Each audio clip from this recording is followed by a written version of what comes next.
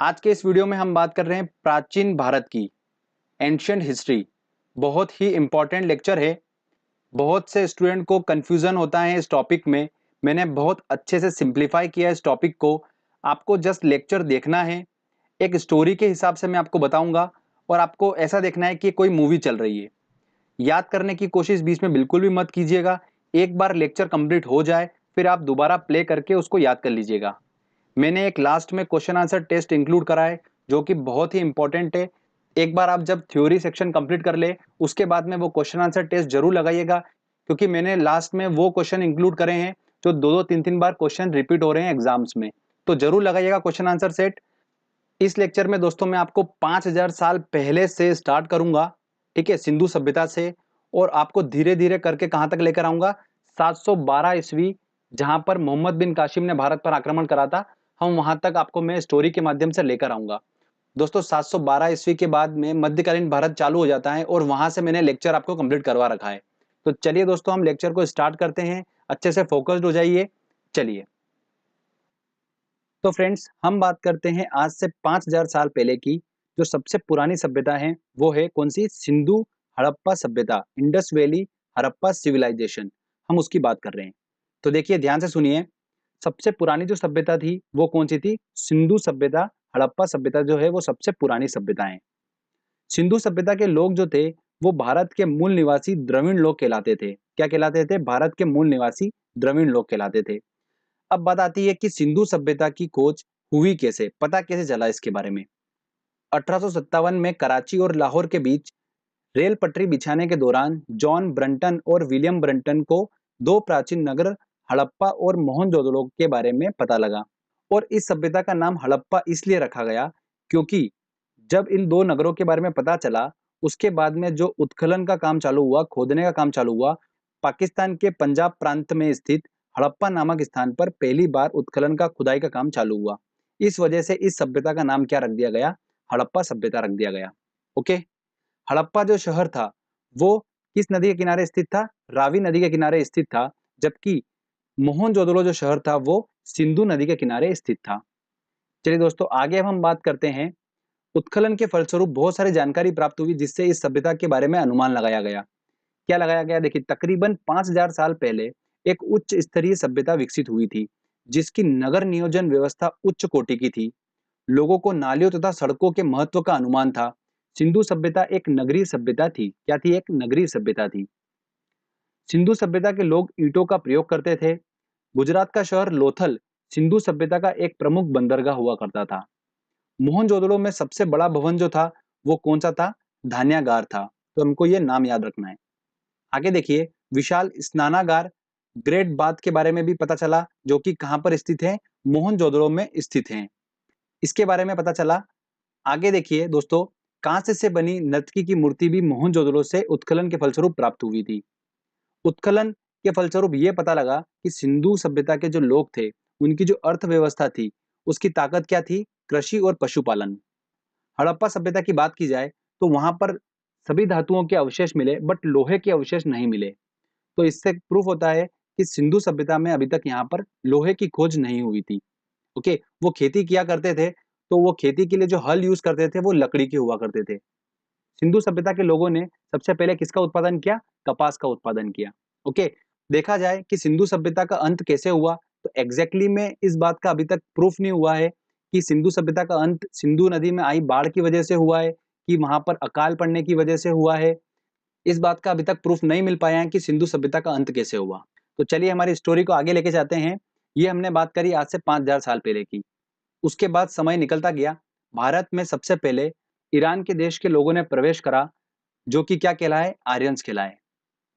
इन Aryans ने भारत के मूल निवासी द्रविड़ों को युद्ध में पराजित कर दिया और अपना शासन स्थापित कर लिया। ये बात हो रही है दोस्तों आज से 3200 साल पहले की बात हो रही है। ओके। तो इन आर्यंस ने अपना शासन स्थापित कर लिया और इनके द्वारा जो सभ्यता बनी थी वो क्या कहलाई? वैदिक सभ्यता। क्या कहलाई दोस्तों? वैदिक सभ्यता कहलाई। अब वैदिक सभ्यता के बारे में मैं आपको कुछ इंपॉर्टेंट पॉइंट्स बताता हूं, ध्यान से सुनिए। वैदिक जो सभ्यता थी वो कैसी सभ्यता थी? एक ग्रामीण सभ्यता थी। जो वैदिक सभ्यता के लोग थे इनका मुख्य व्यवसाय क्या था? पशुपालन इनका मुख्य व्यवसाय था।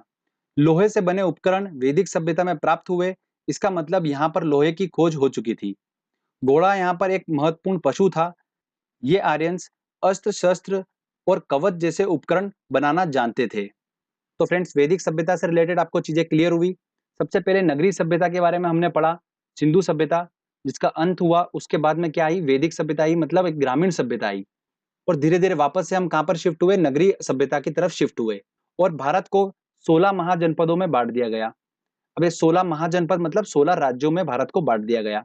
कौन कौन से, मगध, अंग, काशी, कौशल, वज्जी, मल्लल, जेदी, वत्स, ये 16 राज्य हैं। इन राज्यों में सबसे शक्तिशाली जो राज्य था वो कौन सा था, मगध राज्य था। ओके। और सबसे बड़े राज्य की बात की जाए तो सबसे बड़ा राज्य कौन सा था, अवंतिका राज्य था, उज्जैनी। एमपीपीएससी में क्वेश्चन बनता है ये वाला, काफी इंपॉर्टेंट है। तो दोस्तों अब बात आती है कि मैं आपको बोल रहा हूं कि मगध जो था वो सबसे शक्तिशाली था, तो ऐसा क्यों? इसका कारण ये था कि मगध जो राज्य था इसके दोनों ओर नदी बहती थी। इस वजह से यहाँ की भूमि जो थी काफी उपजाऊ थी और कृषि योग्य भूमि थी। एग्रीकल्चर यहाँ पर काफी अच्छा होता था। इस वजह से ये राज्य जो था अपने आप में सक्षम राज्य था और काफी मजबूत राज्य था। और दोस्तों, विंध्याचल श्रेणी जो है वो देखिए मैप में आपको क्लियर हो रहा होगा, मगध के पास से बिल्कुल होती हुई निकल रही है। देखिए विंध्याचल श्रेणी, श्रेणी का मतलब क्या होता है, देखिए जंगल एरिया होता है पूरा। तो मगध जो ऐसा राज्य था, उनको लकड़ियां जो थी वो अच्छी खासी प्राप्त हो जाती करती थी जंगलों से। और यहाँ के जानवर जो थे जंगल के, उनको वो अपने युद्ध में उपयोग किया करते थे। हाथियों का पहली बार युद्ध में उपयोग किस राज्य ने किया था, मगध राज्य ने ही उपयोग किया था इनका। ठीक है, ये 2015 एसएससी का क्वेश्चन था, काफी इंपॉर्टेंट है, ध्यान रखिएगा। तो इस प्रकार से दोस्तों मगध जो राज्य था वो काफी शक्तिशाली राज्य था। और दोस्तों हमारा जो प्राचीन इतिहास है वो पूरा मगध के आसपास घूमेगा। तो आप बिल्कुल ध्यान से सुनिए इस बात को। यहाँ पर बहुत सारे राजा आए, अलग अलग राजा आए। इन राजाओं का क्या उद्देश्य था, ये जो 16 महाजनपद के बारे में आप देख रहे हैं, इन 16 महाजनपदों पर कब्जा करना। और सिर्फ एक ही ऐसा राजा था जिसने 16 महाजनपदों पर कब्जा कर लिया था, वो कौन था, सम्राट अशोक। उसके बारे में हम आगे बात करेंगे। अब एक इंपॉर्टेंट पॉइंट और सुनिए कि 16 महाजनपदों का उल्लेख एक बौद्ध ग्रंथ में किया गया है। उस बौद्ध ग्रंथ का नाम एग्जाम में अक्सर पूछा जाता है। तो वो बौद्ध ग्रंथ कौन सा है, देखिए अंगूर है। कौन सा है, अंगूर। इसके अंदर 16 महाजनपदों का उल्लेख किया गया है। अब देखिए दोस्तों, ये हमारी ट्रिक थी।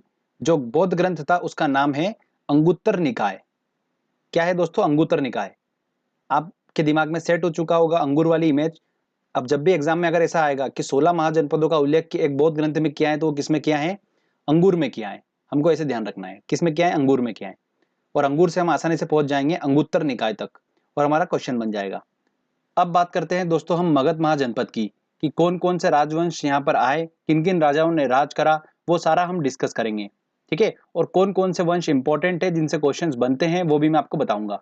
तो देखिए, मगध महाजनपद की प्रारंभिक जानकारी जो मिलती है वो कहां से मिलती है, महाभारत से मिलती है। और मगध की सबसे पहली प्राचीन राजधानी जो थी वो कौन थी, गिरिब्रज थी, राजगृह थी। क्या थी, गिरिब्रज राजगृह थी मगध की सबसे प्राचीन राजधानी। मगध पर सबसे पहले बिंबसार आए। बिंबसार ने हर्यक वंश की स्थापना करी। किसकी करी, हर्यक वंश की स्थापना करी। उसके बाद में शिशुनाग आया, उसने नाग वंश की स्थापना करी। उसके बाद महापद्मानंद आए, उसने नंद वंश की स्थापना करी। और इसी नंद वंश का अंतिम शासक जो था घनानंद, उसको चंद्रगुप्त मौर्य ने अपने गुरु चाणक्य की सहायता से युद्ध में पराजित कर दिया था। और चंद्रगुप्त मौर्य ने मौर्य वंश की स्थापना कर दी थी। तो दोस्तों ये हमारा पहला फेज है। इसके बाद और भी वंश आए हैं, हम उनको थोड़ा बाद में डिस्कस करेंगे। सबसे पहले हम इन चारों को डिस्कस करेंगे। ओके, इन चारों वंश में सबसे इंपॉर्टेंट है मौर्य वंश।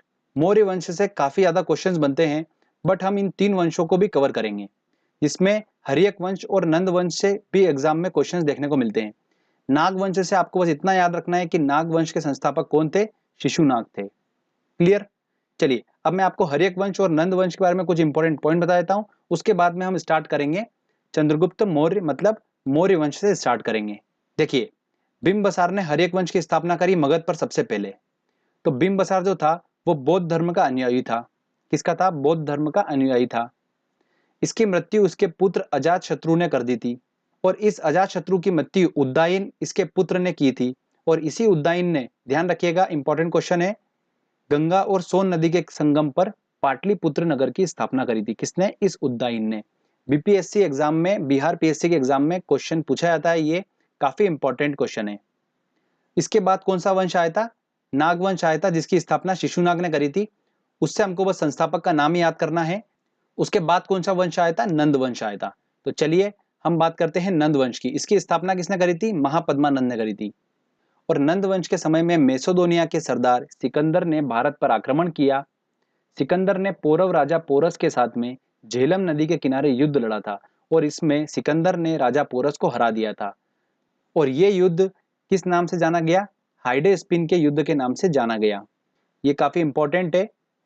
इसकी मृत्यु जो थी सिकंदर की, वो ज्वर की वजह से बेबीलोन में हो गई थी। कहां पर हुई थी? बेबीलोन में। अंतिम शासक जो था नंद वंश का, वो कौन था? घनानंद था।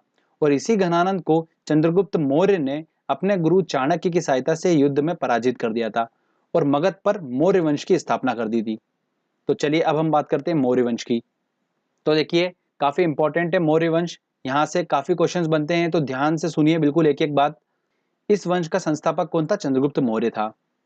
इसके गुरु का नाम क्या था? चाणक्य था। चाणक्य का वास्तविक नाम क्या था? विष्णुगुप्त और कौटिल्य था।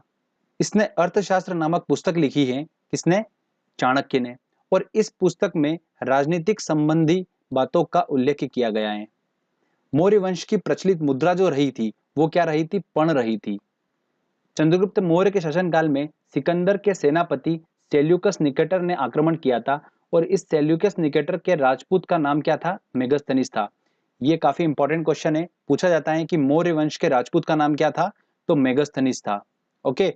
और इस मेगस्थनीस ने इंडिका नामक पुस्तक लिखी थी। क्या लिखी थी? इंडिका नामक पुस्तक इसने लिखी थी। और इस चंद्रगुप्त मौर्य ने यूनानियों का अंत कर दिया था।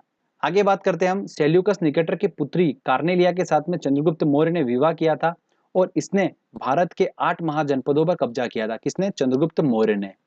चंद्रगुप्त मौर्य ने अपने जीवन के अंतिम समय में जैन धर्म को स्वीकार किया था और इसकी मृत्यु कहां पर हो गई थी? श्रवण बेलगोला में उपवास के दौरान इसकी मृत्यु हो गई थी। इसके बाद में मौर्य वंश का अगला शासक कौन बना? बिंदुसार बना। तो चलिए बिंदुसार की बात करते हैं हम अब।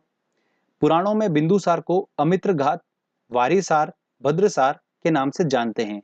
किस नाम से? अमित्रघात, वारिसार, भद्रसार के नाम से जानते हैं। बिंदुसार जैन धर्म का अनुयायी था।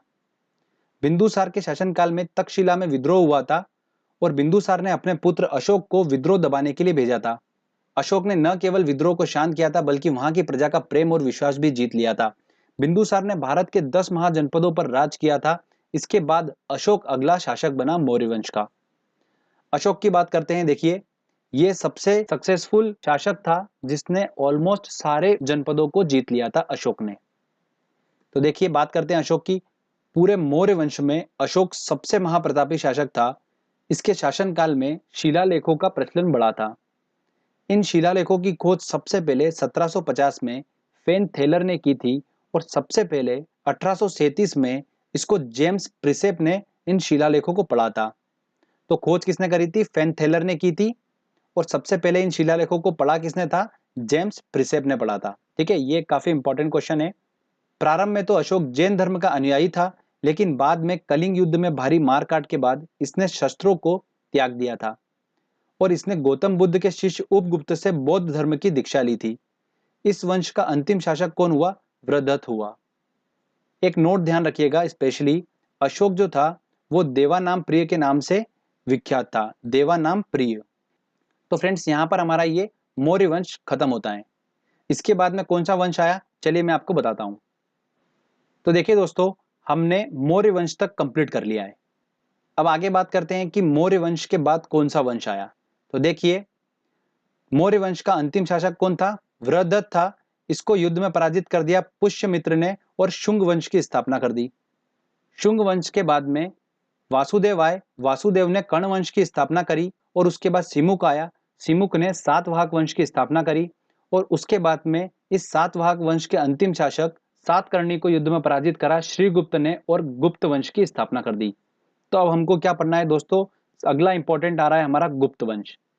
तो देखिए दो हाईलाइटेड आपको दिख रहे होंगे, मौर्य वंश और गुप्त वंश। ये मौर्य वंश और गुप्त वंश दोनों बहुत ज्यादा इंपॉर्टेंट है, इनसे बहुत ज्यादा क्वेश्चंस बनते हैं।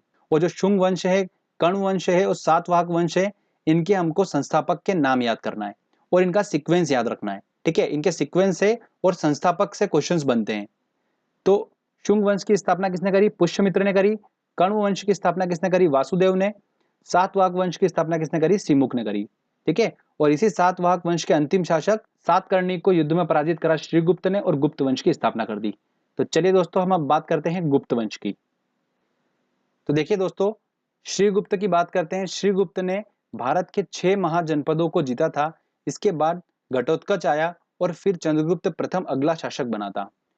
चंद्रगुप्त प्रथम आया। चंद्रगुप्त प्रथम ने लिच्छवी राजकुमारी देवी के साथ विवाह किया था। देखिए काफी इंपॉर्टेंट है, नाम याद रखिएगा, लिच्छवी राजकुमारी देवी के साथ विवाह किया था। इसी ने भारत में गुप्त संवत की स्थापना की थी। किसने? चंद्रगुप्त प्रथम ने।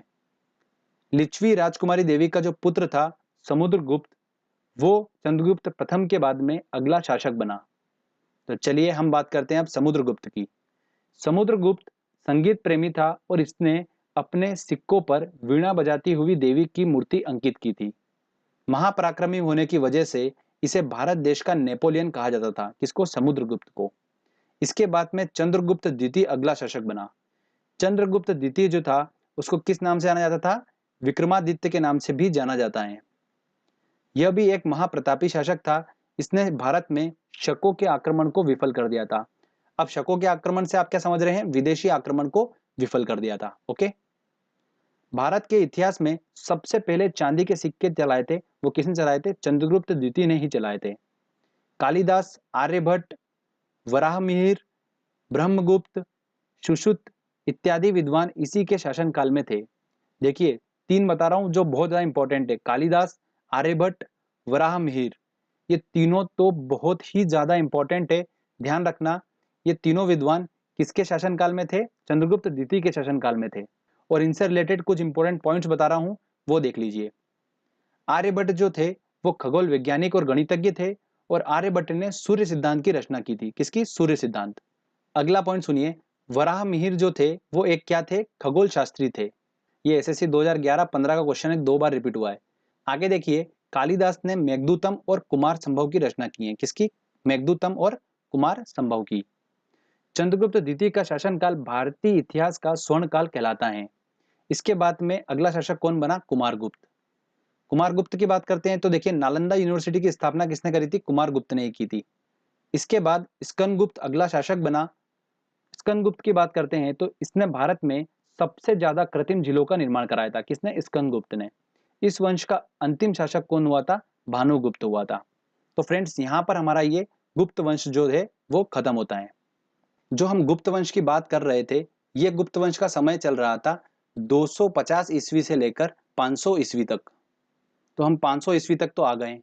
अब देखिए, इसके बाद हमारा एक छोटा सा सेक्शन बच रहा है। वो क्या बच रहा है? दक्षिण भारत के राजवंश, जैसे चालुक्य वंश, चोल वंश, ये सारे जो वंशज हैं, इन सबको हम, दक्षिण भारत के जितने भी राजवंश है, इनको हम एक सेपरेट लेक्चर में कवर करेंगे विद क्वेश्चन आंसर टेस्ट के साथ में। ओके, चलिए आगे हम बात करते हैं अब कुछ इंपॉर्टेंट पॉइंट्स की जो कि हमको पता होना चाहिए। भारत में वेदों की संख्या कितनी है? 4 है। वेद शब्द का मतलब क्या है? ज्ञान है। क्या है वेद शब्द का मतलब? ज्ञान। अब देखिए 4 जो वेद है वो कौन कौन से, हमको डिस्कस कर लेते हैं। ऋग्वेद, ये सबसे प्राचीनतम वेद है और इसे संस्कृत भाषा का जनक माना जाता है। किसको? ऋग्वेद को। गायत्री मंत्र की रचना ऋग्वेद से ही की गई है। इसमें 10 मंडल व 1028 सूक्त हैं। ये 1028 दिमाग में छप जाना चाहिए। ठीक है। साम्यवेद की बात करते हैं तो इसको भारतीय संगीत का जनक माना जाता है। साम्यवेद को भारतीय संगीत का जनक माना जाता है। अगला बात करते हैं हम यजुर्वेद की। इसमें कृष्ण की उपासना का उल्लेख मिलता है यजुर्वेद में। और सबसे लास्ट आता है अथर्ववेद। सबसे आधुनिकतम वेद जो है वो कौन सा है? अथर्ववेद है। और जादू टोना टोटका अथर्ववेद से ही लिया गया है। अगला पॉइंट आता है हमारा, राजतरंगिणी पुस्तक के लेखक का नाम क्या है? कल्हण है। यह पुस्तक कश्मीर के इतिहास से संबंधित है। चीनी यात्री ह्वेंगसान हर्षवर्धन के शासनकाल में आए थे, जबकि चीनी यात्री फाहियान चंद्रगुप्त द्वितीय के शासनकाल में आए थे।